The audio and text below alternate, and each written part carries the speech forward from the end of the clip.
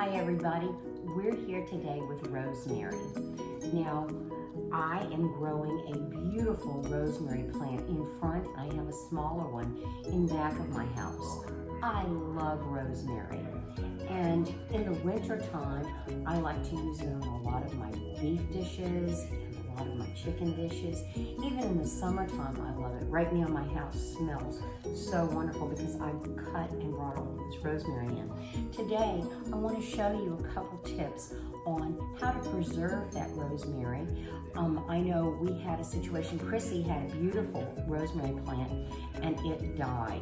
And so I want to show you how to preserve that rosemary just in case you might have an issue with your rosemary plant. I'm going to dry some rosemary, and one of the ways that I do it is I dry it and hang it up like this so it will dry. When I use it, I strip it like this so I get all the little needles, the little leaves. But this will take a few weeks, and all you do is hang it up in a nice dry place. You can hang it up in the laundry room if you're not hanging clothes in there, and you just want to make sure that it's dry. The other thing that you can do is, see how I've got it laid out on a towel like this? You can do this. The only trick is that I had a lady come in who helped me with the house, and she thought that I wanted to plant them. So she put them in my little planter that I talked to you about yesterday when I was doing the basil. So it didn't help that they were already dry. But this is another way to do it. You can do it more quickly by doing it in the microwave. And you need to be very careful because you can burn it. But what you do is you take the piece that you're going to use, or the pieces that you're going to use, and put it between two pieces of paper towel. So example, say I would take this, and then I would cover it. I'd use a little bit bigger piece of paper towel.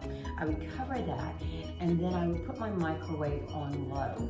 Do it for a minute and let it rest. But remember, put it on low because you don't want to burn the herbs. You want to make sure that all you're doing is drying. So you make sure your setting is on low. So you do it for a minute, wait a little bit, and then come back and do it. You would do it until the rosemary is crispy, and we're not going to go through all that.